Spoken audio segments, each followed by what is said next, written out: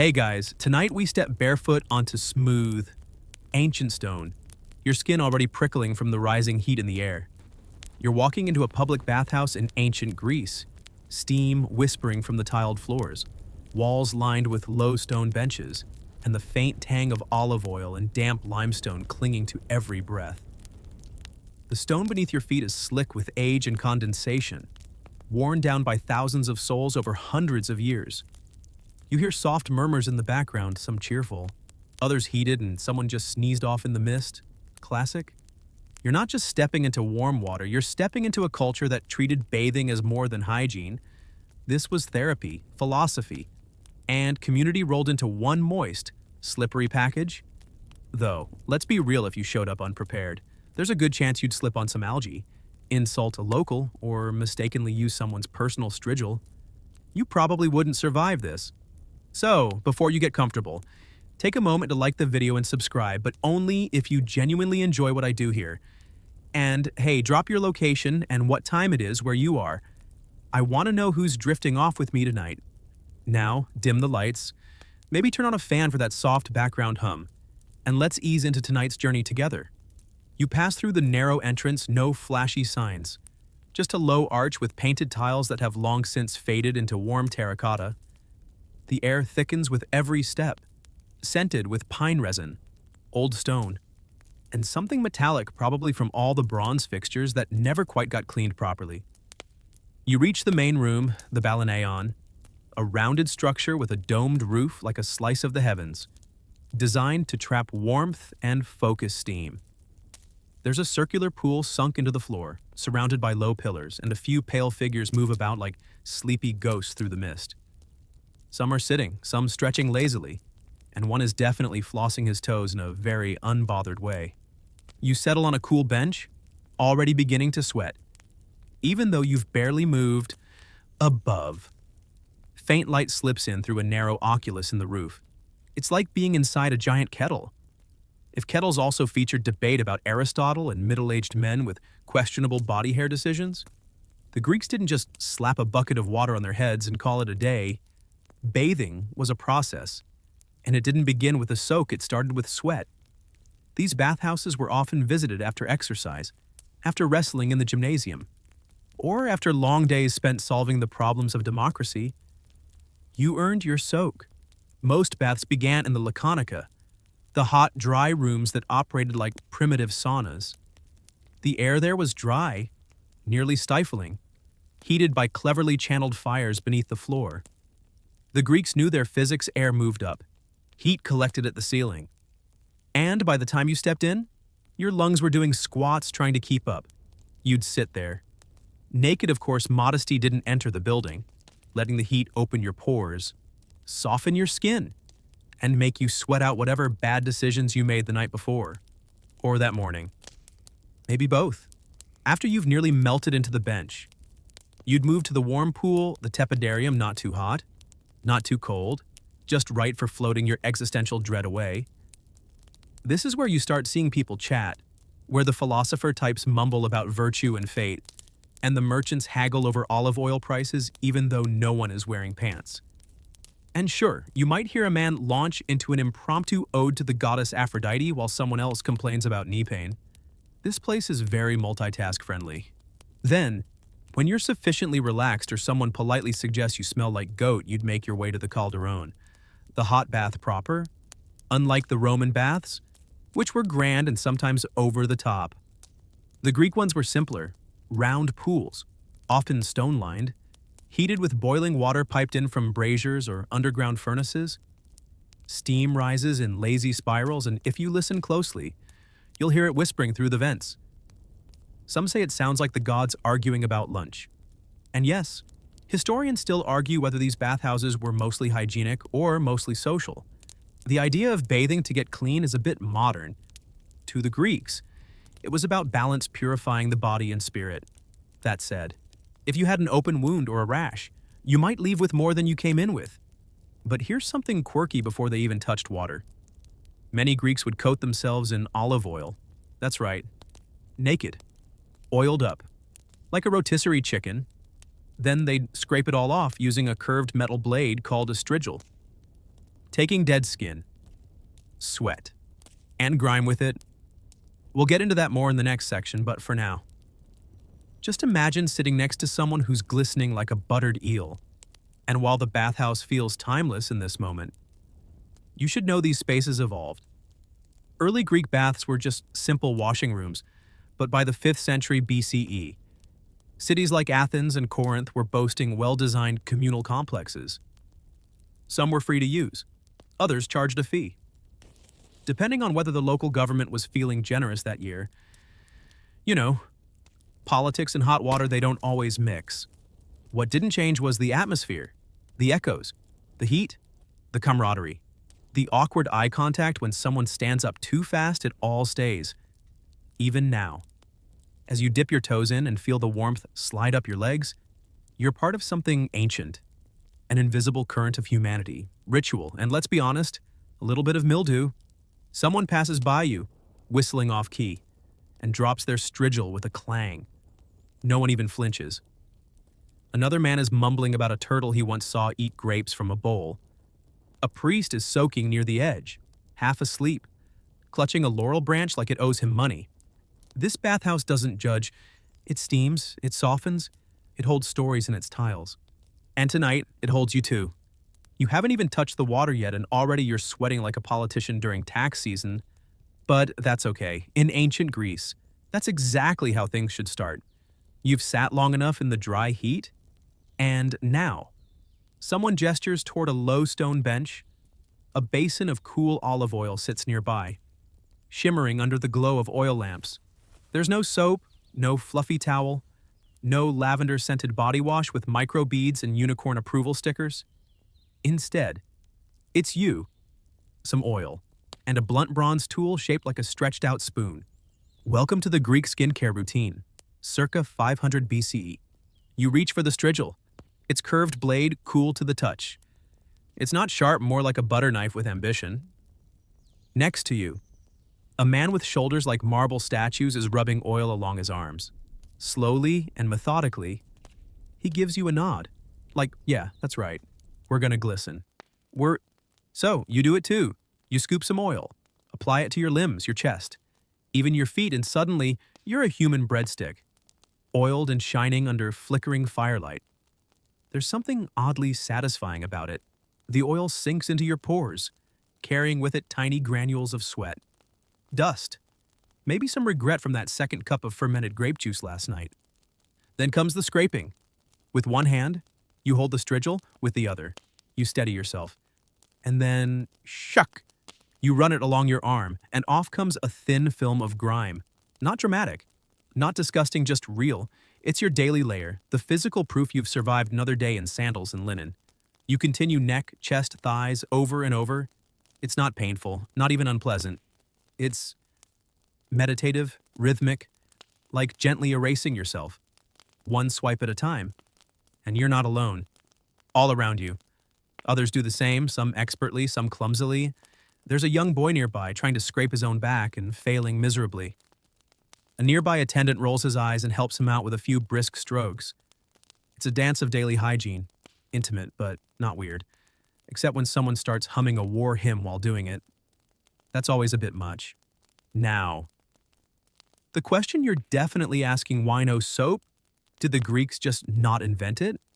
Oh, they had soap. In fact, it had existed in rough form since Babylonian times, but many Greeks found it too harsh for the skin. Soap back then wasn't the gentle, bubbly bar, you know. It was more like mixing ashes with animal fat and hoping for the best. So, instead, they chose oil nutritive, pleasant smelling, easy to obtain, and thanks to the strigil, it actually worked. You didn't just cover dirt, you lifted it off and scraped it clean. Historians still argue whether this method truly left the body clean by modern standards. Some claim the oil removed only surface debris, not bacteria. Others suggest that the heat of the bathhouse, combined with repeated sweating and scraping, offered decent sanitation for the time. Either way, no one's handing out dermatologist-approved seals in here. But let's talk about that strigil again, because it's not just a tool, it's a status symbol. Poorer citizens used rougher versions, maybe made from wood or tin, the wealthier crowd. They flaunted ornate strigils made of polished bronze or silver, sometimes even engraved. There's even a surviving example with a tiny Pegasus etched on the handle. Because when you're scraping body gunk, nothing says class like mythical horse branding. The strigil was so iconic. Athletes were often buried with theirs, in fact. Archaeologists have found countless graves with a strigil placed lovingly beside the body, like a final nod to cleanliness or perhaps vanity. Can you imagine explaining that in the afterlife? No, really. It's not a weapon. It's for exfoliating. Quirkier still, some people believed the oil and sweat scrapings had medicinal value. Yep, the stuff you just removed from your thigh bottled and sold, called gloios. It was scraped from famous athletes and sold as a cure-all tonic for bruises, inflammation, and other delightful ailments.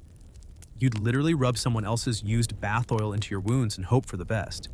Kind of like ancient Greek homeopathy, with extra body odor. You glance over and see a merchant peddling tiny clay jars of gloios to a man with a bandaged elbow. They exchange coins. The merchant nods solemnly, as if handing over sacred elixir, not armpit runoff.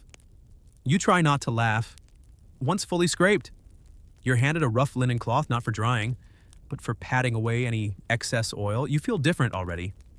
Lighter. Your skin, free from its crust of dust and sun. Feel reborn. Okay, maybe not reborn, but certainly like it might stick to a bronze bench, slightly less.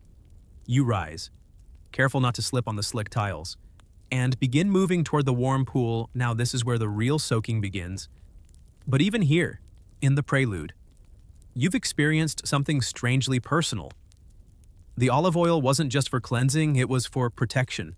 Against the sun, the wind, the grime of urban life, and against the slow erosion of your sense of self in a world that never really stops moving. In fact, modern researchers have taken note of olive oil's natural antibacterial and moisturizing properties. Some even suggest the Greeks were onto something. Maybe they were the original skincare influencers. No soap, no problem. A man to your left gives you a once-over and grins. Good scrape, he says. You nod, not entirely sure whether to feel flattered or mildly concerned. And then you step into the water. Not the hottest yet, but warm enough to embrace your skin. The oil that remains forms faint patterns on the surface, swirling gently like a painter's first strokes. The mist thickens. Voices grow softer. You close your eyes. That scraping ritual, odd, oily, and ever so slightly awkward, was your ticket in. You're not just cleaner now, you're part of the rhythm. One more glistening soul in a bathhouse echoing with the sighs of centuries. You're finally soaking, neck deep, in warm, mineral-scented water. The kind that instantly makes your shoulders drop 3 inches and your thoughts slow down like honey sliding off a spoon. The steam drapes the room in lazy swirls. And for a moment, you feel like you've vanished into a watercolor painting, but don't get too comfortable. You're about to realize something else about ancient Greek baths. Everyone here is naked, and no one cares. Welcome to the land where nudity is not just normal, it's practically expected. Across the pool, an elderly man with a potbelly is humming a hymn to Apollo while picking something out of his belly button. On your left, 2 young athletes equally unclothed are stretching like cats in the sun. One of them casually describing a wrestling move that sounds more like interpretive dance. Someone else walks by with the confidence of a man who's clearly never owned trousers in his life. No towel, no shame. Just a breeze and a bounce. It's not meant to be provocative. It's practical. Clothes in here would just get soaked, heavy, and probably covered in someone else's gloios. And more importantly, Greek culture had a very different relationship with the body than we do today. In ancient Greece, nudity was associated with strength, beauty, and even moral character. The gymnasium, literally the naked place in Greek, was where young men trained in the nude, competed nude, and often admired each other's. Physical excellence. To the Greeks, the body wasn't something to hide, it was something to perfect, display, and honor. Think of it less like a locker room and more like a walking, talking sculpture exhibit with body odor. Still, This open attitude could feel strange at first. You wrap your arms over your chest, instinctively covering what little modesty remains. But around you, no one bats an eye. A man beside you gestures at the water with a grin, saying something about how cool baths are for cowards. You nod solemnly, even though you're planning to head straight to the cooler pool next. No shame. And it wasn't just men in these spaces eventually. Women had their own designated times or separate facilities, though women's access varied depending on city and era. There were still moments, sometimes mornings, sometimes separate days when Greek women gathered in similar bathhouses for their own versions of these rituals. We'll get to their experience later, but for now, you're in the middle of the male-centric whirlpool of oiled egos and relaxed limbs. Here's a fringe detail to ponder. Some Greek city-states had very strict rules about bathhouse conduct. In Sparta, for example, bathing was utilitarian, no lounging, no philosophizing, no splashing about like a dolphin in love. Meanwhile, in Athens, you might run into a poet, a merchant, and a fishmonger all soaking side by side, debating whether figs or olives make a better trade item. And yes, one of them will be eating something soggy. Always. And yet, even within this naked normalcy, there were social codes, a hierarchy, invisible but real. Wealthier citizens would sometimes have personal attendant slaves who carried their oils, their strigils, and probably whispered affirmations like, "Yes, you're still more buff than Diodoros." These attendants also kept watch over clothes and belongings while their masters soaked, scraped, or sunbathed. Historians still argue whether these relationships in the bathhouse blurred into inappropriate power dynamics or remained strictly functional. Some inscriptions suggest friendships are more between attendants and citizens. Others depict rigid divides, where the enslaved were kept at arm's length, useful but never equal. What's clear is that the bathhouse mirrored the society communal but stratified, open yet coded. Back in the water, you're finally adjusting. You lean your head back against the stone edge, closing your eyes, you listen. There's the sound of water dripping from someone's elbow, the low murmur of conversation. Someone's laughing probably about the young man who slipped earlier while trying to show off his calf muscles. He's fine, just wet and wounded in pride. You open your eyes and spot a group near the center of the room. They're gathered close, clearly deep in discussion. And here's where it gets even more fascinating, because the bathhouse isn't just a place to clean your body, it's where minds meet.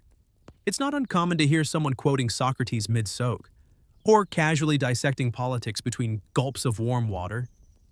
The Greeks loved a good debate, and they didn't stop for towels, if you think about it.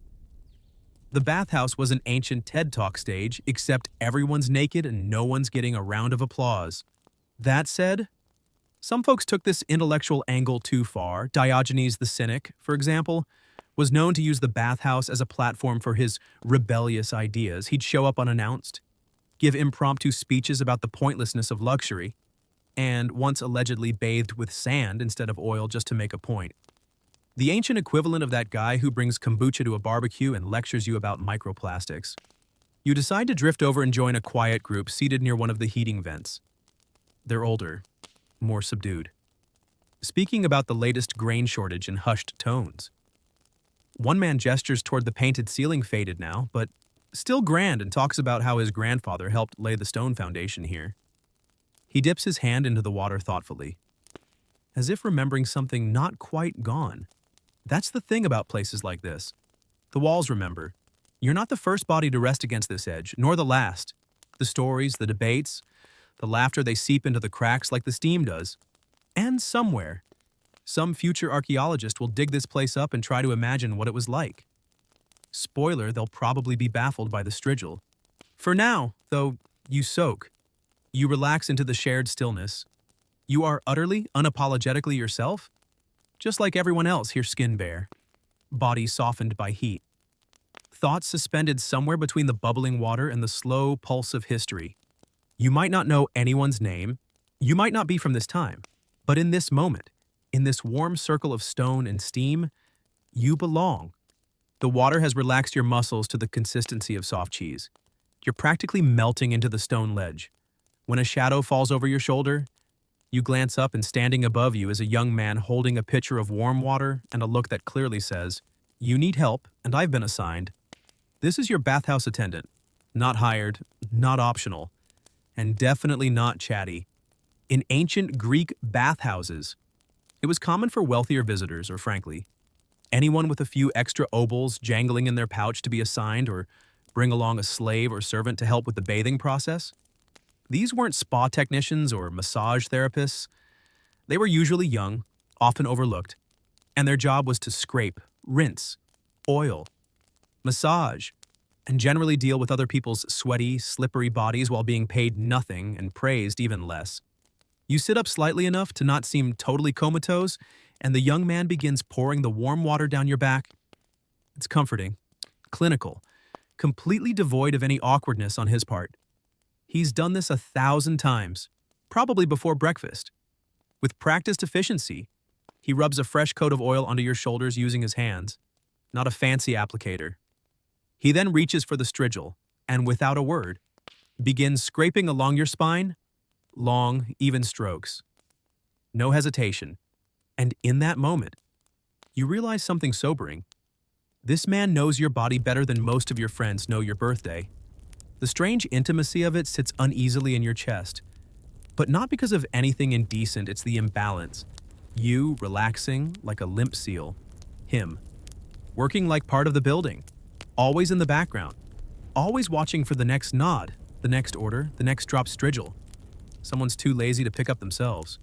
Historians still debate whether these attendants were ever able to form meaningful lives within their roles. Some accounts describe long-term service that eventually led to freedom, trusted relationships, even inheritance in rare cases. Others paint a bleaker picture: lifelong servitude, little recognition, and complete anonymity in the eyes of the state. A few wealthy citizens, however, treated their bathhouse attendants with strange reverence. There's even an inscription on an ancient urn that reads, "Ta Lysandros, whose hands soothed my back and kept my youth intact," a poetic thank you note to someone who probably never got to read it. And yet, these attendants weren't just passive helpers.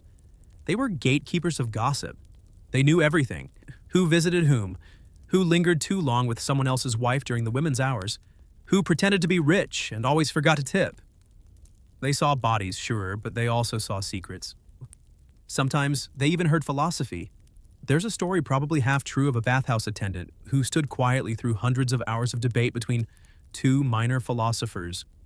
One day, when asked to fetch more water, he casually corrected their logic on the ethics of self-control, and the entire bathhouse froze in stunned silence. Then someone sneezed and broke the tension. You're snapped from your thoughts as your own attendant finishes scraping. He nods curtly, pours another pitcher of warm water across your legs, then moves off to assist someone else. His eyes never meet yours. He doesn't ask if you're relaxed. He doesn't need to. His job is done. Left alone, you begin to notice other attendants around the room, some much older, supervising the younger ones, others darting between bathers, delivering towels, oils, or gossip with equally quick hands. It's like watching a quiet ballet, the choreography of the invisible class, always in motion, never noticed unless something goes wrong. Across the room, one young attendant is rubbing down an older man who looks like he's carved from driftwood. The man is clearly half asleep, muttering about past military campaigns and how he once debated Pericles in a steam room. The attendant humors him, expertly dabbing sweat from the man's forehead. You wonder how many of these attendants are trained to pretend to care. Some of them look bored, some look proud. A few look like they're trying not to throw someone into the nearest cold plunge pool. A very real hazard, by the way. And that's something else: there were rules, even for attendants. Certain bathhouses had regulations about how long they could remain inside, what tools they could use, and what levels of interaction were permitted. In more structured cities like Athens, attendants were expected to keep to their assigned zones, avoid prolonged conversations, and above all, never correct a bather, no matter how wrong they were about the Peloponnesian War. But of course, not every attendant followed the rules. Some formed quiet alliances with their regulars. Others whispered secrets to new clients for extra coin. A few even climbed the social ladder. slowly and subtly. Using the bathhouse as a kind of networking spa, you'd be amazed what people say when their hair is wet and their guard is down. There's even one tale of an attendant who fell in love with a philosopher, followed him to the agora, and eventually became his student, one of the few in history to go from towel boy to teacher. Of course, others claim the story was made up to sell scrolls, the ancient version of marketing spin. Still soaked and slightly more aware of your privilege, you stretch your limbs and recline again. The stone is warm. The water hugs you like a second skin. You close your eyes, and for a moment, you imagine the lives of the silent, swift-footed workers who kept these sanctuaries running. Their names rarely survive, but their touch-shaped empires of muscle, soothed tempers, and kept the gears of leisure well oiled, quite literally. And as the steam curls around your ears, you hear a soft voice murmur nearby, probably another attendant guiding someone to the massage area.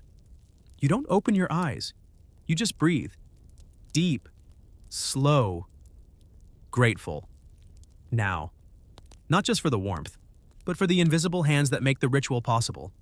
You're almost drifting now, suspended in that perfect bathhouse limbo somewhere between awareness and nap.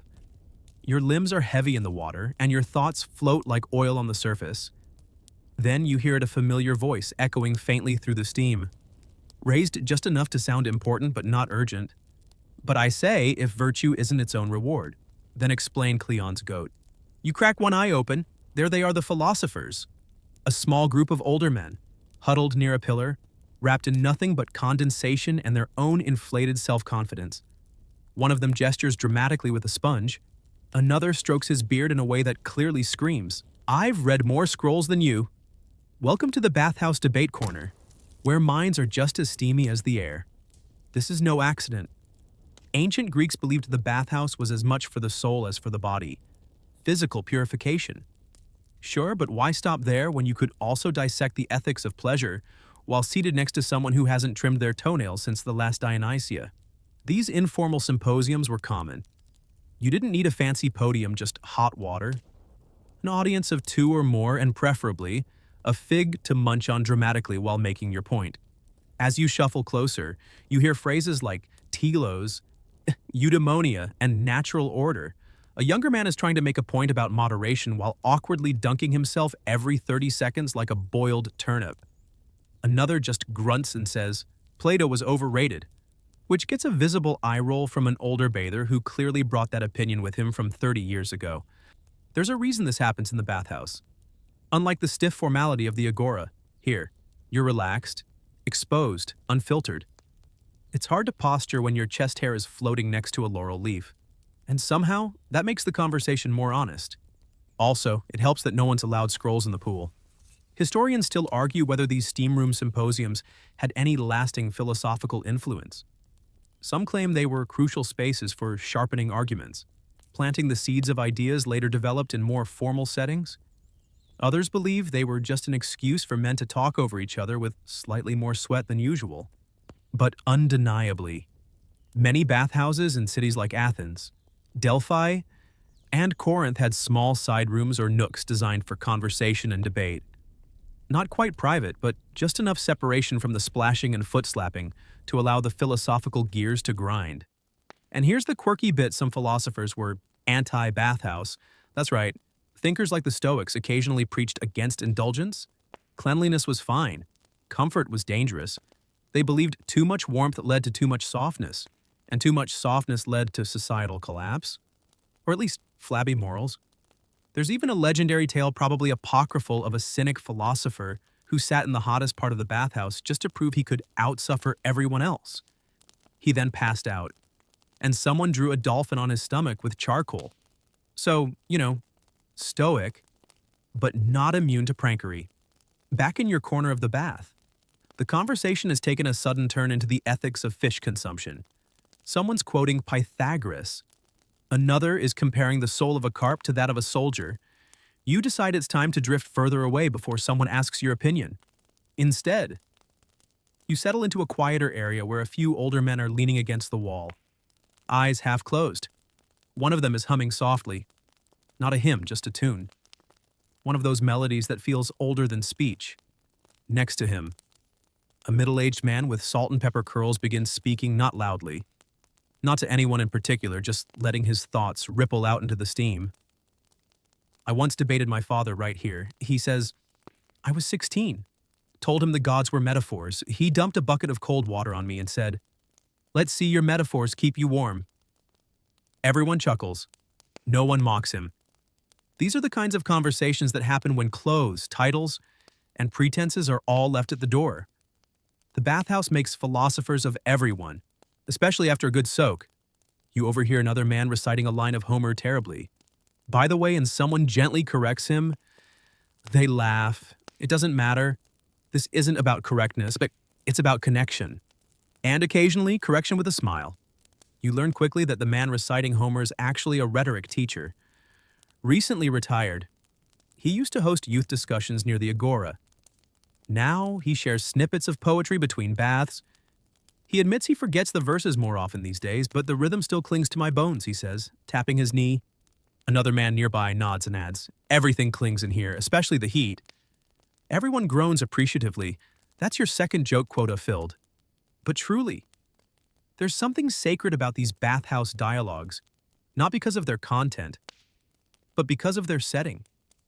Where else can you discuss metaphysics while pruning like an overcooked fig? The vulnerability of the body lowers the defenses of the mind, and once that happens, conversation becomes something deeper, softer. You let your head fall back again. Water just brushing your earlobes. The voices become a blur of gentle cadence, like waves in a language older than Greek itself. A man near you begins explaining why he believes the universe breathes. He says, in and out, like we do. Steam and stone.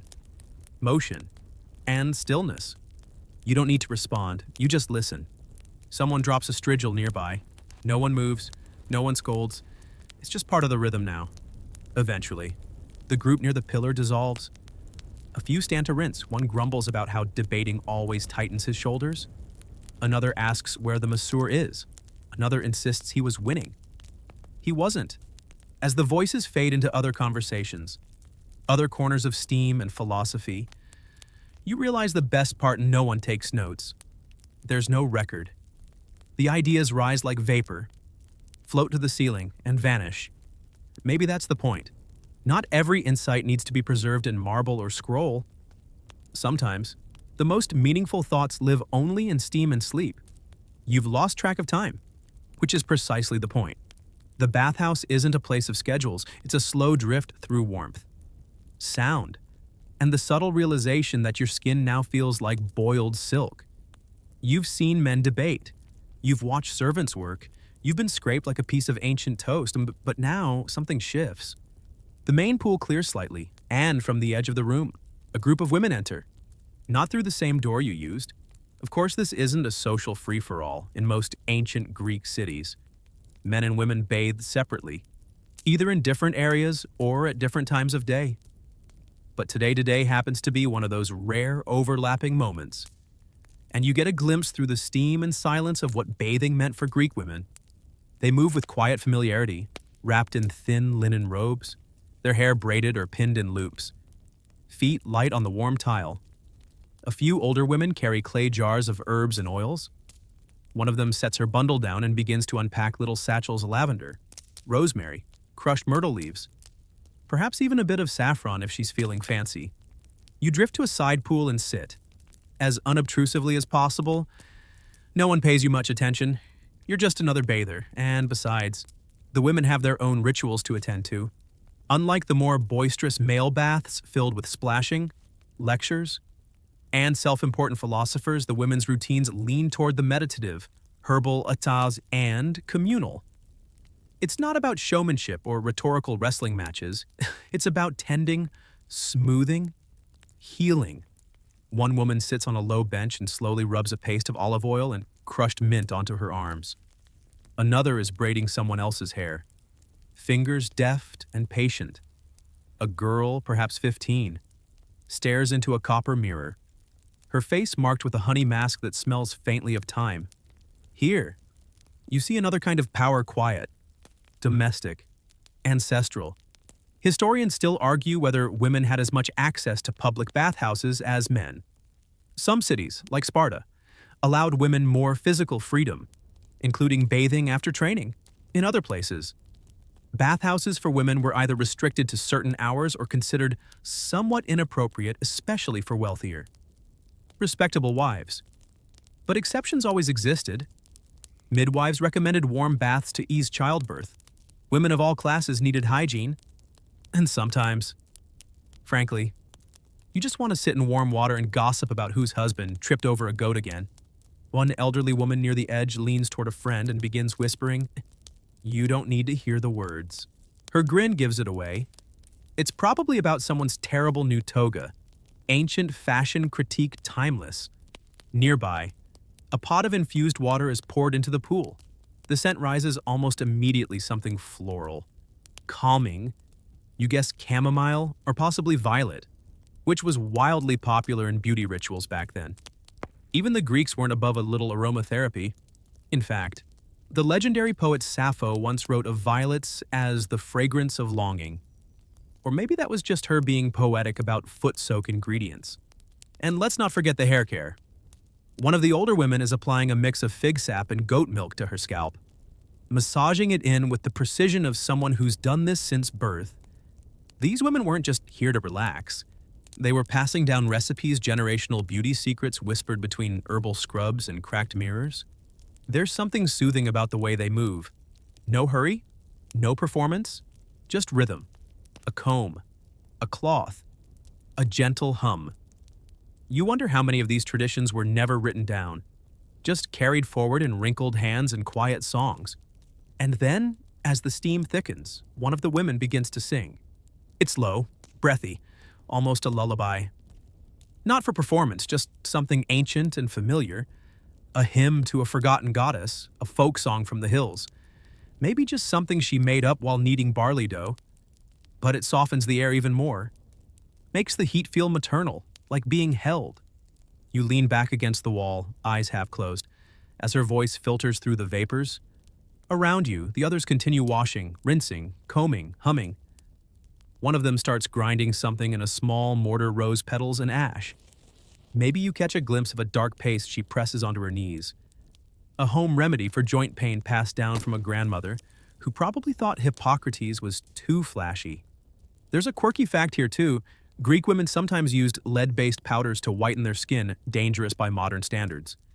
But seen as elegant and refined, the paler you were, the more indoorsy you appeared, which signaled wealth and leisure, the classic "I've never touched the sun and therefore I'm desirable" look.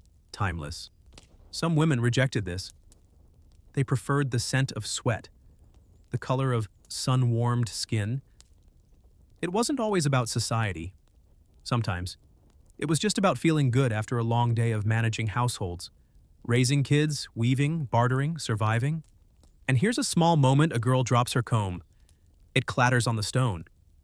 She flinches. Her mother turns, picks it up, and gently sets it back into her hand. No scolding, just a quiet nod. The girl smiles. It's a gesture repeated in 1,000 bathhouses, in 1,000 generations. You sit quietly. The pool now smells like a florist's dream. The singing fades, replaced by soft chatter again, and you realize this space, this warm, echoing temple of water and herbs is more than a place to bathe. It's where women reclaim time, if only for an hour. Time for themselves, time for healing, time for each other. As one of them begins to rise, wrapping herself in a dry linen, she glances at you briefly, not judging, not curious, just recognizing. Another body, another bather, another moment in the eternal rhythm of steam, silence, and shared space. You feel no need to speak. You just breathe in the violet and mint. You're back in the central chamber now, where the steam seems to pulse gently with every breath you take. The bathhouse has quieted somewhat, as if the heat itself has lulled everyone into a shared, dreamy stupor. Even the philosophers are nodding off. Heads tilted, mouths slightly open mid-thought and mid-snore. But don't be fooled. This wasn't just a place to scrub yourself and wax poetic. The Greek public bathhouse was the social engine room of the city, a slippery, echoing venue where gossip, business, flirting, and maybe a few eyebrow-raising rendezvous all happened just below the surface of the water. Think of it as the ancient Greek Facebook, only everyone's profile picture involves visible knees. You shift to the edge of the bath, where a few men are chatting in low tones, not debating, not philosophizing, just talking about trade, about crops, about a shipment of pottery that arrived, cracked because someone packed it with olive branches instead of straw. There's laughter. There's cursing. There's a moment where a man swears on Poseidon's beard that he'll never do business with that merchant again. Of course he will. Next week. These baths are like a coffee house, a marketplace, and a spa all swirled together with a generous pour of sweat. And while it may seem like idle chatter, a lot gets done here. Deals are struck, promises made, rumors confirmed or denied. One man leans over to another and says, "Did you hear about Antheus? His wife caught him with the flute teacher?" The other raises an eyebrow, pretends to be shocked, and then, almost too casually, says, "Wasn't she also with the flute teacher?" And just like that, the mystery thickens along with the steam. This isn't scandal for the sake of scandal, though in a time with no newspapers, no TikTok, no official channels for announcements. The bathhouse was the information superhighway. What you heard here might decide whether you bought more grain that week or kept your son away from a certain gymnasium trainer. Historians still argue whether this level of open discussion helped or hindered the democratic process. Did it give the average citizen a voice? Or did it create an echo chamber where popular opinion boiled over and facts got a little soggy? Either way, it was undeniably a forum, one where your loofah might double as a microphone.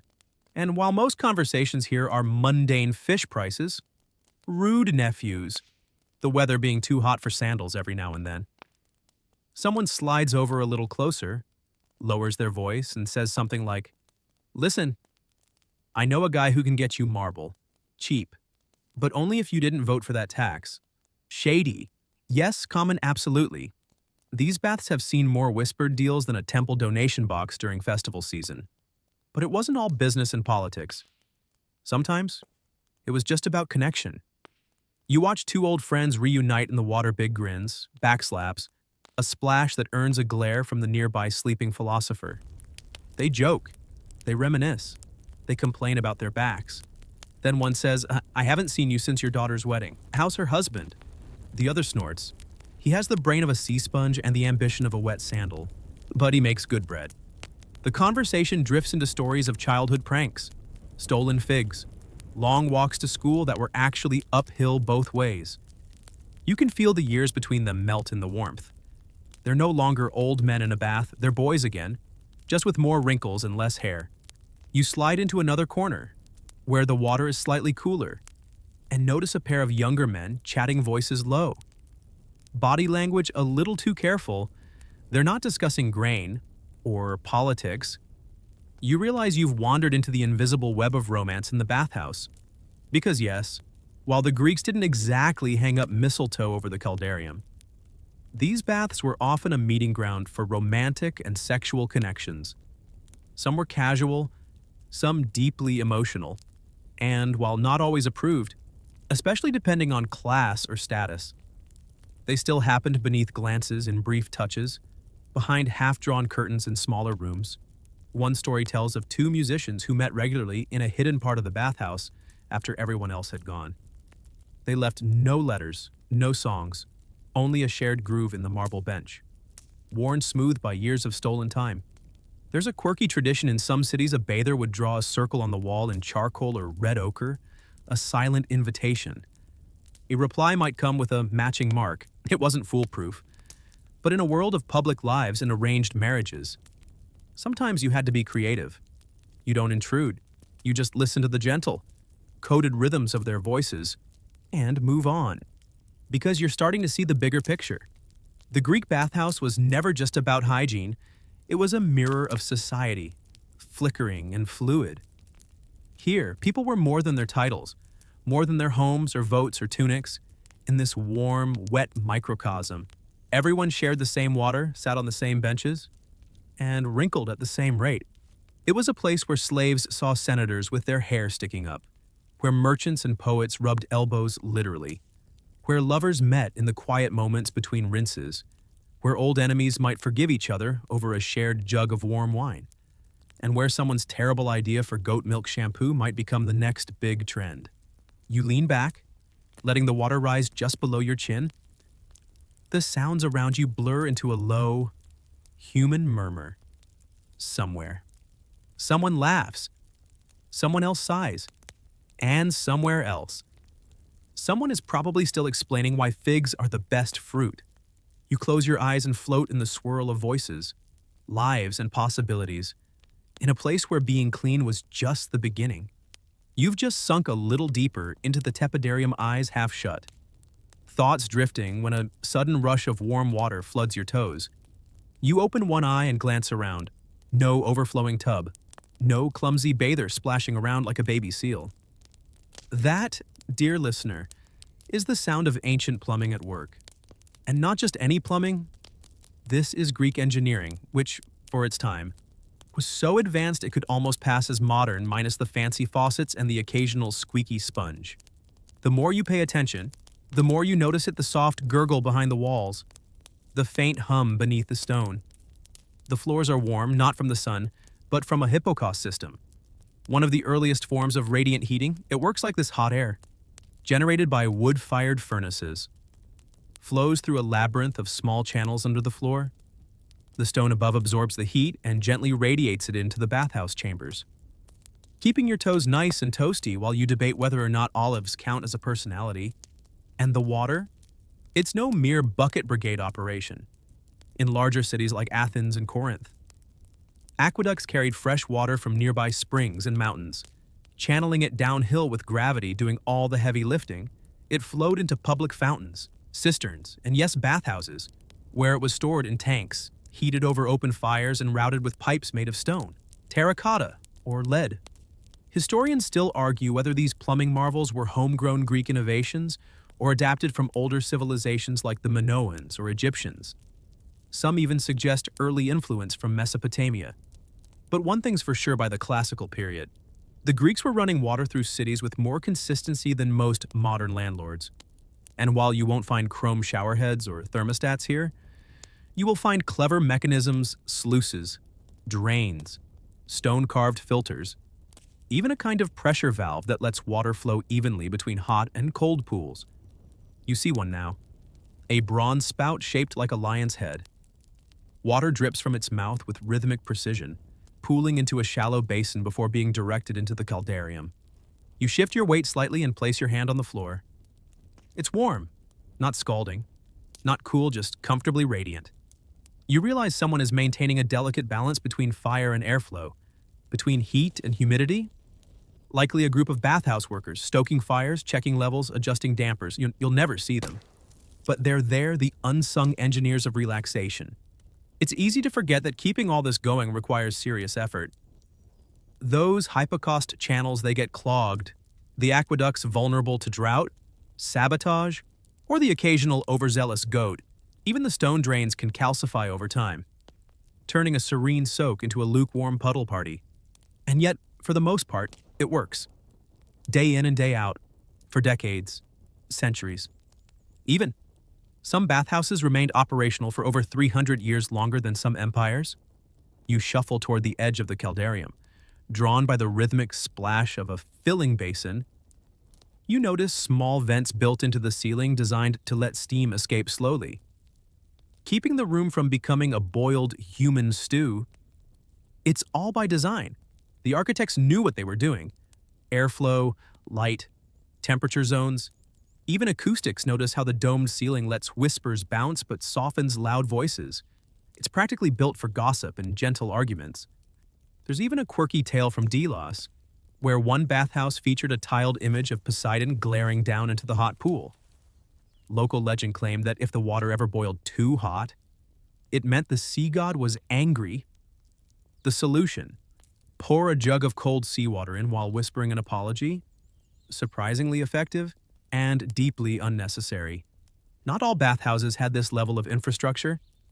Of course, rural baths might use simple stone basins and fire pits, with slaves hauling water in by hand. But in the cities, in places where prestige mattered, you better believe your bath had running water, heated floors, and possibly a dolphin-shaped spout that winked if the light hit it just right. Now, let's talk about the cold plunge. You pass it as you wander from one chamber to the next, a square pool sunk into the floor. Water as clear as the Aegean, and approximately the same temperature as betrayal. No heating systems here, just fresh. Often spring-fed water, kept cold on purpose. Because nothing says I feel alive like shocking your internal organs into attention. You watch as a few brave souls dip into the frigid water. One man does it all in one motion step. Step, drop, no hesitation, no yelp. Clearly a veteran. Another man follows, gasps, turns red, and bolts out so fast he forgets his strigil. It lands with a splash and sinks like a tiny bronze ship.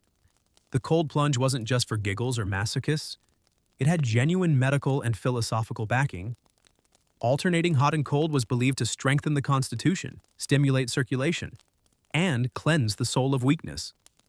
Some physicians recommended it for everything from back pain to melancholy.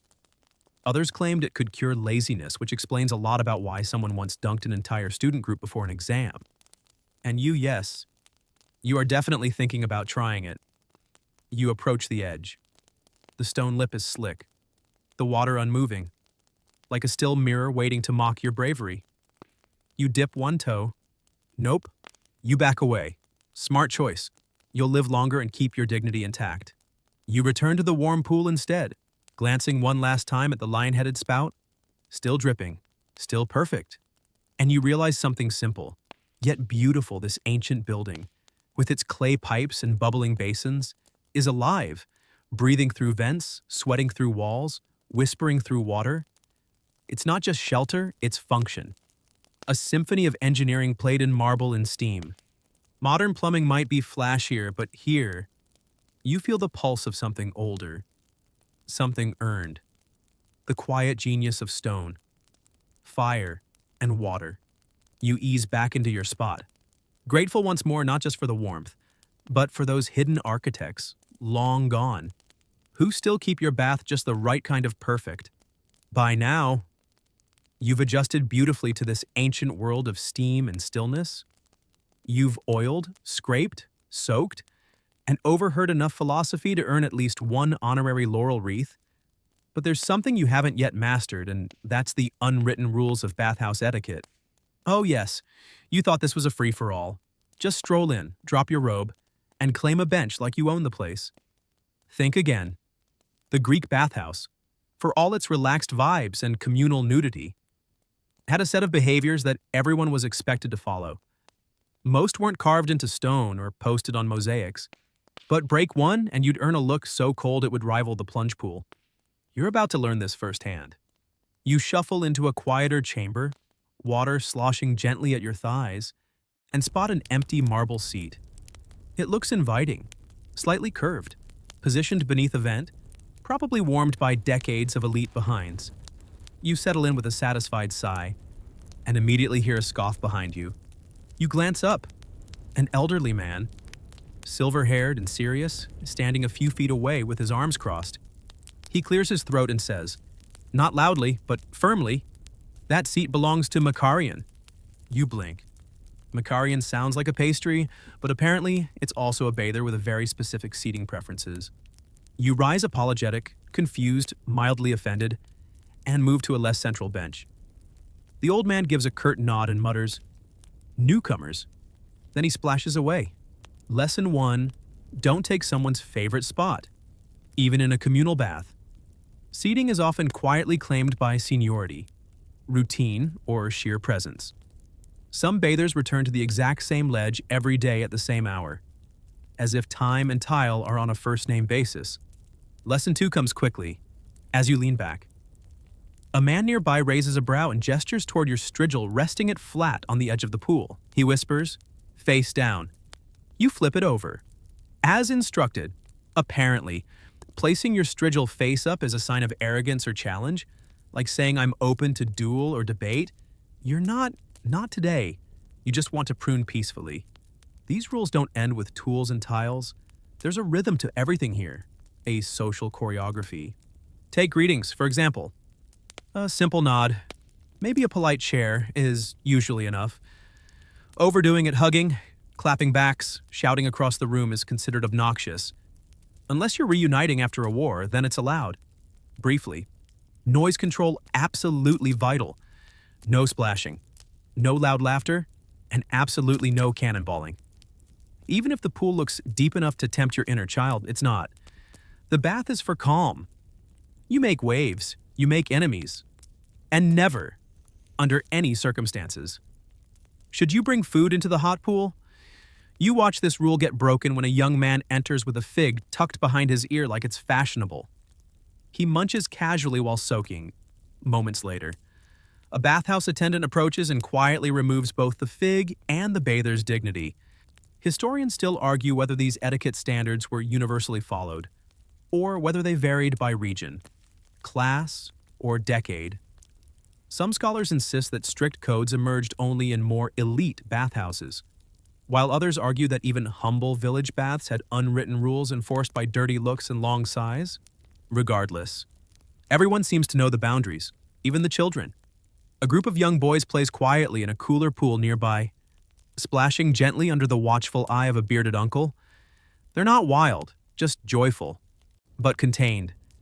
You can tell they've been taught the rules early. There's even etiquette for how long to linger. Too short, and you're judged for being antisocial or in a hurry. Too long, and people start subtly edging into your bubble, reclaiming your seat by osmosis. It's a balancing act. A bathhouse exit is like a Greek tragedy. It must come at the right time, or not at all. And yet, within all these quiet codes, there is kindness. You see an older woman help a younger one comb out her hair. A man offers his towel to someone who forgot theirs. A tired mother receives a hot cloth and a brief shoulder massage from a stranger who doesn't expect anything in return. Because here's the truth. The rules don't exist to control. They exist to protect the space, to keep it sacred, predictable, peaceful, a sanctuary from the unpredictability of the outside world. Politics, debts, drama, it all gets left at the door, inside. Everyone moves together like ripples in the same pool. There's a quirky custom in some regions where bathers leave small offerings at the edge of the pool, a flower, a coin, a folded cloth as a gesture of gratitude to the building itself, a way to say, "Thank you for holding me today." You spot a few now. A wilted blossom, a sprig of rosemary, a tiny clay bead. Quiet gratitude resting on stone. Your mistake with the seat forgotten. You've now settled into your own rhythm. You nod politely, you keep your strigil face down, and you avoid eye contact when someone burps. You've become part of the quiet machinery. And as you look around at the steaming pools, the slouching shoulders, the murmured conversations, you realize something profound. It's not just water that fills these baths. It's ritual. The things that go unspoken, the codes that guide without command, the rhythm of shared space. So you sit, still as stone, while the bathhouse breathes around you. And you think maybe we should all learn the power of small. Silent rules, the ones that keep our temples whole. You're no longer a visitor, by now. The bathhouse has absorbed you. You move with quiet familiarity from warm room to cooler alcove. Towel resting loosely around your shoulders, feet patting softly on ancient tile. You nod at regulars. You ignore the fig chewer. You've even started thinking in steam. But just as you're beginning to believe this place might be the pinnacle of civilization, you notice something else. A rash on a man's arm, a cough that doesn't stop, the faint sheen of a suspicious slime around the edge of the caldarium. It's time to confront a not-so-comforting reality for all its beauty and ritual. The Greek bathhouse wasn't always clean. Oh, sure. It looked clean. Polished marble, flowing water, faint floral scents. But underneath the aesthetics lurked questions. Questions about hygiene, illness, and what really happened when too many sweaty people soaked in the same pool every day. You settle back onto a warm ledge and peer into the water. It's cloudy. Not alarmingly so, just enough to make you wonder if that cloud is mineral content or someone's leftover olive oil bath. See, the Greeks didn't use chlorine. No filtration systems. No tiny signs asking you to rinse before entering. It was a shared system. And with that came shared risks. Historians still argue whether Greek bathhouses promoted health or hastened illness. Some say the warm, wet environments were perfect for spreading skin infections, respiratory issues, and intestinal parasites. Others argue that regular oiling, scraping, and sweating flushed out toxins and actually improved immunity. The truth probably lies somewhere in between. On the one hand, public bathing did encourage personal care. Regular attendance meant regular washing, even if it was with Astrigil and elbow grease. And oil has natural antimicrobial properties. On the other hand, that guy in the corner is clearly picking something off his foot. And now you're rethinking every splash that's landed on you. And it wasn't just physical grime. The bathhouse had a reputation problem. Some saw it as a place of moral decay, a venue for idle chatter, flirtation, and, possibly worse, in certain conservative circles, bathhouses were associated with laziness, indulgence, or even corruption. If someone spent too much time there, people whispered, "Does he even work? What's he doing in the back room so often?" In response, cities sometimes passed ordinances regulating who could enter, when, and for how long. Some bathhouses required small entrance fees. Others posted attendants near the doors to keep out vagrants or troublemakers. Not that those attendants always succeeded. You saw one earlier trying to politely eject a drunken poet who insisted he could compose better while submerged. There's even a quirky belief recorded by one historian that bathing too often could soften the mind. It was thought that too much heat and comfort would dull a person's intellect, making them passive and less resilient. "Better to face the day with a splash of cold mountain water," said one Athenian orator, "than stew in your own leisure until you forget what action feels like." Clearly, he was fun at parties. But these warnings didn't stop the crowds.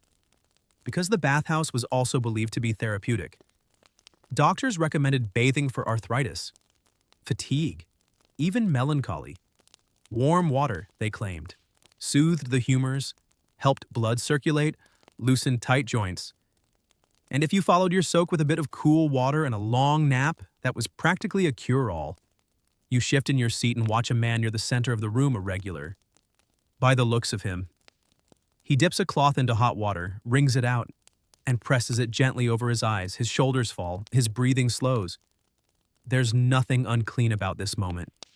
It's healing. Deeply so. And yet, next to him, someone sneezes violently into the pool. Balance. So what did the Greeks do about cleanliness? Surprisingly, quite a bit. Attendants regularly scrubbed the basins with brushes and ash paste. Pools were drained and refilled on a rotation daily in well-funded bathhouses. Every few days in smaller towns, steam rooms were ventilated through cleverly placed holes in the ceiling. Towels were boiled, or at least dried in the sun. There's even evidence that some bathhouses burned incense or herbs in corners, not just for scent, but for purification. Rosemary, thyme, and frankincense were all believed to have cleansing properties, spiritually and physically. You might scoff, but if you've ever walked into a spa that smelled like eucalyptus, you've experienced the same principle. Of course, it wasn't foolproof. Epidemics still happened. Some bathhouses were closed temporarily when outbreaks occurred: plague, dysentery, various rashes of unknown origin, and occasionally, entire wings were abandoned due to poor upkeep, budget cuts, or sheer fear. But the majority, they kept flowing, because illness or not, people needed these places. They needed the heat, the human contact, the ritual of oil and water. Even if the water was occasionally shared with someone who had questionable hygiene and a deep love of figs. And perhaps, at the heart of it all, was something the Greeks knew intuitively, that cleanliness was more than the absence of grime. It was a state of mind, a return to balance, a ritual to remind yourself that you're more than your troubles, your wounds, or your taxes. You shift again, dunking your shoulders under the water, letting it wash over your ears. You know now that it's not perfect, that this temple of heat and harmony has its flaws, but you stay. Because the bathhouse doesn't promise purity, it offers presence. And that, some days, is enough. You've felt the warmth, the rituals, the subtle rhythms of the Greek bathhouse. And now, you're about to feel something else entirely: a rant.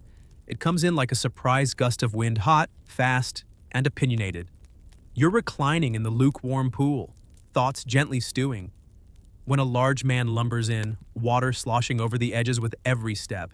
His chest is broad, his voice, broader. But you call this a bathhouse. The room falls into a familiar silence, the kind that only happens when everyone recognizes the beginning of a speech they've heard before. This is Glaukos, or maybe Sostratos. The name changes depending on the city, but every bathhouse has one. A local with strong opinions and an unshakable belief that everything was better somewhere else. And today, he's choosing violence verbally. At least, you know what real baths are? He booms. Slapping the water for emphasis, Roman baths. You've not bathed until you've stood in a Roman frigidarium. They have walls taller than temples. Water so cold it'll make you question your birth. And steam rooms that sing when you speak. He's not entirely wrong. The Roman bathhouse, the Thermae, was a marvel of architecture, engineering, and ambition. Built on a scale that made Greek bathhouses look like private washrooms, Roman baths included massive pools, multiple chambers, libraries, gardens, and sometimes even cafes. But here's the thing, you're in a Greek bathhouse. Smaller, simpler, older. And while it might not have heated marble benches shaped like reclining gods, it has something else: authenticity. Still, you smile politely and listen, because comparing Greek and Roman bathhouses is practically a national pastime. Historians still argue whether the Roman design was inspired directly by Greek models or developed independently. Most agree that early Roman bathhouses borrowed from Hellenic traditions, especially the gymnasium complexes, where bathing was paired with exercise and philosophy. But then, as Romans tend to do, they supersized it. Roman baths featured massive caldaria, tepidaria, and frigidaria rooms dedicated solely to varying water temperatures. They had hypocaust systems powered by furnaces that could heat entire city blocks. They even had steam vents with adjustable flaps. If you've ever dreamed of controlling your own humidity, you were born 2 millennia too late. Back in the present, Glaucus is now demonstrating what he calls a proper Roman scrub, which mostly involves flailing around with a brush and slapping himself like he's trying to discipline his own skin. A few younger bathers chuckle quietly. One mumbles, "Romans also wore togas in the rain. Doesn't mean we should." And that's really the heart of it. While the Romans brought grandeur, the Greeks brought soul. The Greek bathhouse isn't about spectacle. It's about presence. It's a ritual, not a retreat. A place for restoration, not just relaxation. There's a quirky detail here: the Romans often separated their baths from their gymnasiums.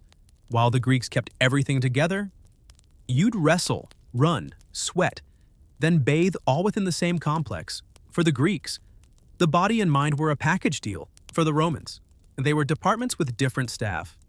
But that didn't stop Roman bathhouses from becoming cultural juggernauts. Emperors competed to build the biggest, most luxurious facilities. Bathhouses could accommodate thousands at a time, complete with mosaics, sculptures, and water features that rivaled fountains and palaces. Some Greek bathhouses evolved to match. Cities under Roman influence like Athens in the later period began building hybrid complexes, Greek in spirit, Roman in size. It was the cultural equivalent of upgrading from a cozy cafe to a sprawling shopping mall. Back in the pool, Glaucus is now comparing the temperature of this Greek bath to what he calls a goat's sneeze. Someone gently reminds him that this is, in fact, a warm pool, not a soup cauldron. And yet, despite the bluster, you sense the affection in his tone. He's not really insulting the Greek bathhouse. He's performing a ritual of nostalgia and identity, one that bathhouses themselves embody. You look around and realize that even this rant is part of the experience. The comparisons, the memories, the pride, the occasional invented story about how Roman engineers used steam to read minds. It all belongs here, because the bathhouse is a conversation, not just a structure. It absorbs not only the sweat of generations, but also their arguments, their laughter, their longing for things both past and future. Eventually, Glaucus tires. He sits, slouches, and mutters. Still better than that new place in Argos, smells like moldy sandals. Peace returns. You watch as steam swirls above the surface, smoothing the air like someone gently stroking the bathhouse's back. You breathe it in, this shared moment, this blend of opinion and tradition, and you feel grateful, not just for the warmth, but for the reminder that every stone has a story. Every bathhouse, a soul, whether it's Greek or Roman or something in between. It's not the size of the steam room that matters, it's who you share it with. The bathhouse is quieter now. Not silent, but slower. Softer. The earlier bustle has faded into a gentle shuffle of feet on wet tile, and the occasional murmur from a distant corner. You feel the warmth still wrapped around your body like a blanket soaked in the afternoon sun. But there's a new sensation now, too, a faint sense of something ending. No one says it, but you feel it. Because you've wandered into a conversation not about bodies or soap or the virtues of warm water, but about change, decline, a slow, simmering goodbye to an entire way of life. You settle near a group of older men, huddled around a small pool that looks like it hasn't been fully scrubbed in a while. One of them sighs and says, "They're closing the East Wing next month. Said the aqueduct's been cracked for years." Another man scoffs, "Aqueduct? Please. The priests just want the land. I heard they're building a chapel." You hear it clearly this time, the end of the bathhouse era. It didn't happen all at once. There wasn't a sudden moment when people said, "Let's stop bathing together and start praying separately." It was slower than that, like watching steam fade from a cold basin. Gradual. Inevitable. Historians still argue whether the decline of public baths in Greece was due to economic hardship, religious shifts, or sheer political decay. The answer, of course, is yes, all of the above. You look around and begin noticing things you missed before. A cracked tile that's been left unfixed, a missing oil jar that no one bothered to replace, a vent stuffed with rags instead of being properly repaired. The wear is beginning to show. In earlier centuries, bathhouses were funded by cities, wealthy benefactors, or generous patrons who saw them as gifts to the public, a symbol of civic pride and moral duty. But now funds are drying up. Wars cost money, roads need fixing, and public baths. They've started to look like luxuries. But it's not just about budget cuts. Something else is rising, a new way of thinking. A belief spreading like wildfire from newly powerful voices that the bathhouse might be impure or indulgent, or even immoral. Enter early Christianity, as the new religion took root across the empire. Bathing became politically complicated. Some early Christian leaders saw communal bathing as a breeding ground not just for disease, but for sin, naked bodies, idle conversations, pagan statues, murals of Venus. It was all just a bit too much. In some places, bathhouses were repurposed as monasteries or churches. In others, they were abandoned, left to crumble as moss and ivy took back the stone. Pools dried up, pipes rusted, fires in the Hippocaust went out forever. And the worst part? People didn't stop needing warmth, or community, or the simple comfort of water on skin. But now they were told to find those things elsewhere in pews, not pools, in confession, not conversation.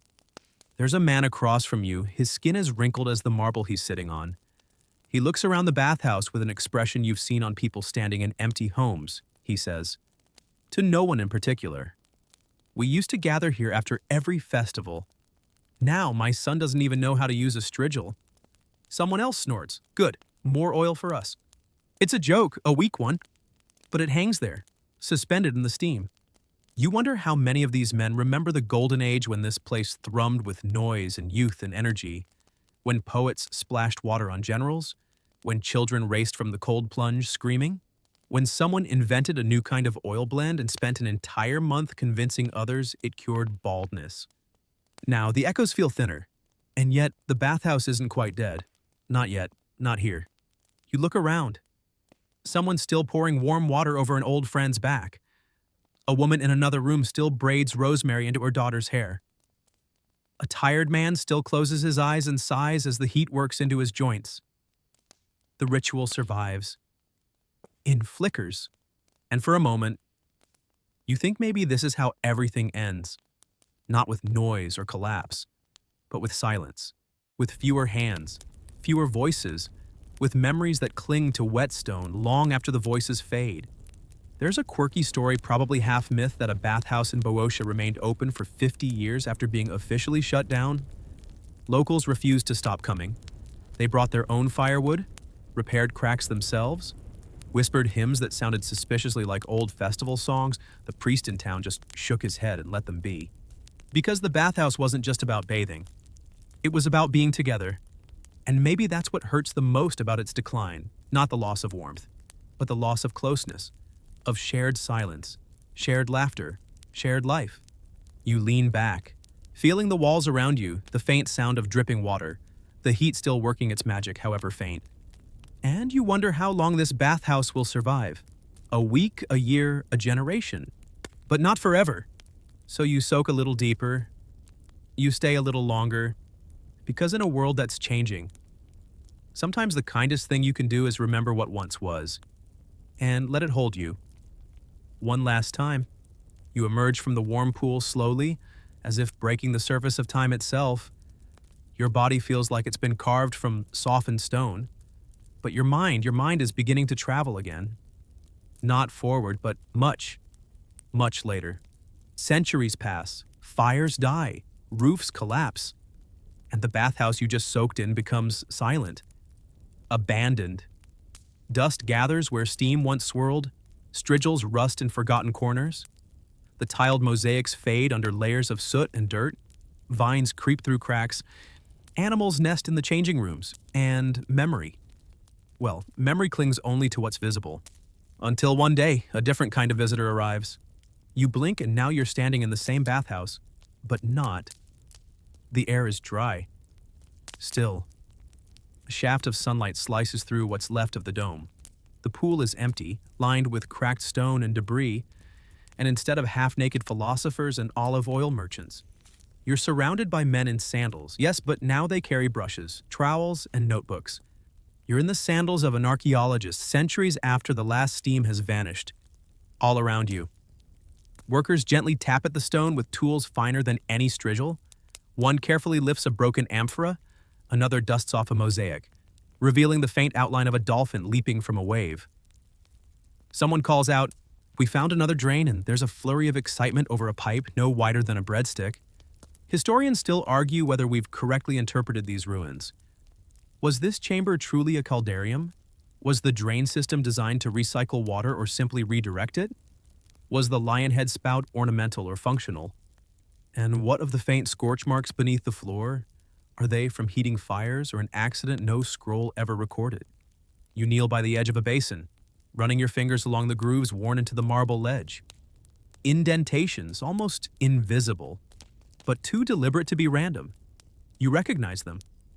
That's where someone set their oil jar, every day, for years. There's something oddly intimate about these discoveries. You're not just finding walls and floors, you're tracing habits, routines, people. And here's a quirky detail in some excavations. Archaeologists found bone combs, fragments of strigils, even ancient bath tokens, small discs used to pay for entrance, marked with worn symbols that no one fully understands. In one case, a single sandal was found in a drain, just one, left behind by someone in a rush, or maybe just clumsy. The past is messy like that. You look up and see a fresco barely there, but still visible. A woman pouring water into a basin, surrounded by wreaths and clouds. A depiction of Hygeia, goddess of health. Her face is faded, her eyes barely intact. But she's watching. Always watching. You imagine the archaeologist puzzling over what this room was used for. You smile softly, you were here, you felt the heat, heard the voices. You soaked your soul beside a dozen strangers and called them kin for an hour. One of the researchers nearby mutters. They say the Romans perfected bathing, but the Greeks, they made it poetry. You nod silently. That's exactly right. The team begins to sketch, label, catalog. A mosaic is photographed, mapped, protected. Notes are scribbled into leather-bound journals and digital tablets alike. Someone marks the eastern wall for reinforcement. A plan is made to open the site to the public eventually. Maybe, but here's the truth they don't write down. The air still carries a scent. Faint. Yes, impossible. Perhaps, but you swear there's still a hint of olive oil. Stone warmed by fire, and something sweet figs. Maybe, or rosemary. These places don't forget. They rest, they hide, but they remember. And for every tourist that will one day shuffle through this site, snapping photos and muttering about how small the pools look in real life. There will be one or two quiet, still, listening, who will feel it. They'll close their eyes, let the heat of the sun mimic the warmth of the vanished hippocaust, hear the wind move through the oculus like whispered laughter, and just for a second, they'll be back there, with you. In the steam, in the silence, in the rhythm of breath and water and voices too ancient to trace. You stand slowly, brushing phantom dust from your hands. Around you, the archaeologists continue their work. They'll restore what they can, preserve what remains, guess at the rest. But some things won't be recorded, can't be, like the way the marble hummed beneath your fingertips, or how the strigil felt after the third scrape, or the brief moment you locked eyes with a stranger and shared a nod that meant nothing, and everything. You take one last look at the ruins, the empty pool, the broken tiles, the light pouring in like memory, and you walk out quietly because you know the bathhouse isn't dead. It just sleeps. You walk down a narrow hallway, stone cool beneath your feet, and step out into brightness. But this isn't ancient Greece anymore. The sun is too sharp. The sounds too modern low chatter. The soft rustle of towels, water echoing gently inside tiled rooms. You blink once. Twice? Now, you're in a modern hammam, or maybe a spa, or perhaps a Japanese sento. It doesn't matter where exactly you're in a place that remembers, even if it doesn't realize it. The design has changed. The rituals wear new names, but the feeling it's hauntingly familiar. You sit on a smooth bench as steam rises around you. The walls are marble or something like it, and the ceilings arch upward in domes that would make any Athenian nod in approval. You hear the splash of water being poured from a copper bowl, a low hum of voices, the soft rhythmic slap of a massage in progress. And just like that, you're back where you began, not in time, but in spirit. Because the public bath never truly vanished, it transformed. It adapted. It migrated across cultures and centuries, flowing like water through the cracks of history. In Turkey, the hammam became a space for purification and reflection. Steam rooms, hot slabs, the scraping of dead skin not unlike the Greek traditions. Just more bubbles. In Japan, the sento and onsen continue the sacred act of communal soaking, often accompanied by quiet rituals, rules of etiquette, and the unspoken understanding that silence can be a shared language, even in places you'd never expect urban wellness centers, Scandinavian saunas, hot springs in Iceland. There's something ancient about the way we gather around water. Historians still argue whether these modern bath cultures are direct descendants of the Greek and Roman traditions or independent evolutions. The truth is, it's probably both. Humans have always gravitated toward warmth and togetherness. The Greeks gave it structure. Others gave it new names, new flavors, new customs, but the heartbeat remains the same. You recline against a warm tile wall, listening to the soft splash of a bucket being emptied over someone's back. A familiar sound. Your muscles remember it before your brain does. You exhale slowly and notice the man beside you is humming something soft and tuneless, just as they once did in the Balanean.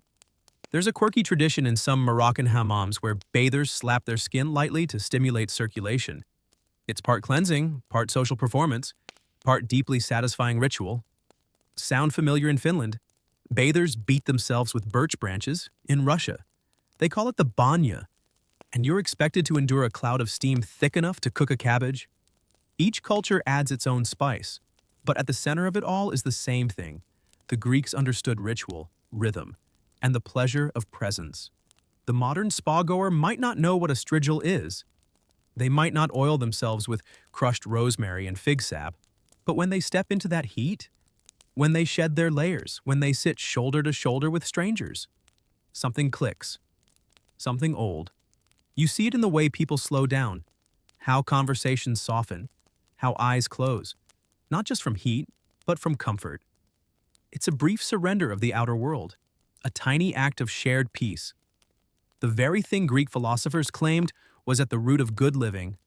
The bathhouse, whatever it's called today, is still a temple of the everyday body, not worshipped, but cared for, not idolized, but understood. A woman nearby wraps her hair in a towel. A man pours water over his legs, humming a tune you don't recognize, but which sounds suspiciously like someone once sang it beside a marble pool 1,000 years ago. And you're just sitting, breathing, being. This isn't nostalgia, it's continuity. A living thread that winds through time, across cultures, through languages and empires and eras. Maybe that's the most beautiful part. The Greeks built bathhouses with stone, but the idea of them, that was built into us. A need to pause, to gather, to cleanse. Not just dirt, but distraction. You stand, stretch, and move toward the cold plunge. Yes, the modern version, probably filtered, definitely cold. You hesitate for a moment and then step in. It's sharp, immediate, a slap of clarity, and yet oddly familiar. You rise from the water, blinking at the light above, and catch your own reflection in a polished brass fixture. You're not in ancient Greece, but something ancient is still in you. And as the water drips from your fingers, down your arms, and pools silently at your feet, you realize the bathhouse never left. It just changed its name. Evening has fallen. You can't see it, but you feel it subtly, like the hush of a theater after the final note. The bathhouse is quieter now, a deep and gentle hush replacing the earlier echoes. Conversations have dwindled to murmurs, feet shuffle a little more slowly. The steam no longer dances, it drifts. You return to the original marble bench, the one near the circular pool where your journey began. The stone has cooled slightly. A single oil lamp flickers from a nearby alcove, casting long shadows across the tiles. The same bathers are here, some older, some younger, but they sit more closely now. Not because it's crowded, because it's time. The final soak? You lower yourself into the water one last time.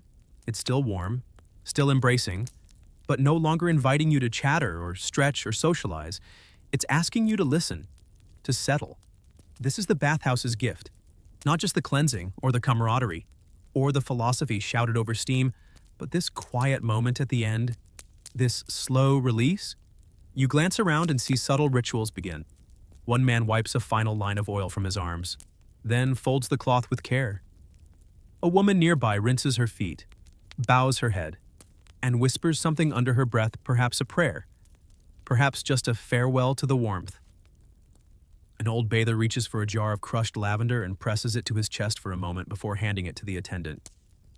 They nod to each other, and nothing more needs to be said. You close your eyes and let the water do what it's always done, carry memory. Hold silence, and slow everything down until time feels like a breath long, steady and kind.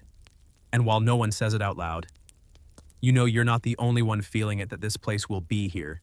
In some way, even after we're not, it will shift, it will sleep, it will wear new names and new walls, but the essence remains. Steam, stone, stillness. One by one, the bathers begin to leave. They rise without hurry. They dry themselves slowly. They don't speak loudly or rush to the exits. Because leaving a bathhouse isn't like leaving a shop or a meeting. It's like waking from a dream. You must do it gently. You wait until nearly everyone has gone. Just one attendant remains, straightening towels, tidying tools, setting things right. You nod to him. He nods back. The last transaction of the evening mutual gratitude. Then, finally, you step out of the water. The stone feels cool under your feet now, grounding you again in the body you'd nearly forgotten you were wearing. You dry slowly, you dress slowly. You look back once. The steam is still curling above the pool like the breath of something ancient. Content? And then you leave. Not with fanfare, but with softness. Because you don't need to carry the memory. The bathhouse will carry it for you. You're lying in your own bed now. Or maybe a couch. Maybe a patch of grass under a quiet window. Wherever you are. Your breath is a little slower. Your body a little softer. Your thoughts maybe. Just maybe have stopped pacing. The bathhouse is far away now. And yet somehow still close. Like the warmth of water remembered on your skin. Like the rhythm of footsteps on tile. Like the feeling of walking side by side with strangers. All wrapped in the same invisible calm. You carry none of the weight you brought in. Just the warmth. Just the stillness. If you listen closely now, there's no more debate, no scraping of strigils, no faint humming or political rants or fig-based arguments. Only your breath, In and out, like the steam from the bathhouse vents, like the ocean at rest. You feel your limbs sink into the surface beneath you, heavier, safer, like being held by something that asks for nothing in return. Your mind floats now weightless and smooth like olive oil across calm water. No effort, no edge, just drifting. And somewhere, tucked in the oldest part of your thoughts, there is a room of warm stone, a pool, a bench with your name worn into the marble by time and presence. You can return there, whenever you need to, quietly, kindly. Let it hold you. Let it hush you. Sleep now, traveler. The bathhouse will still be there when you wake.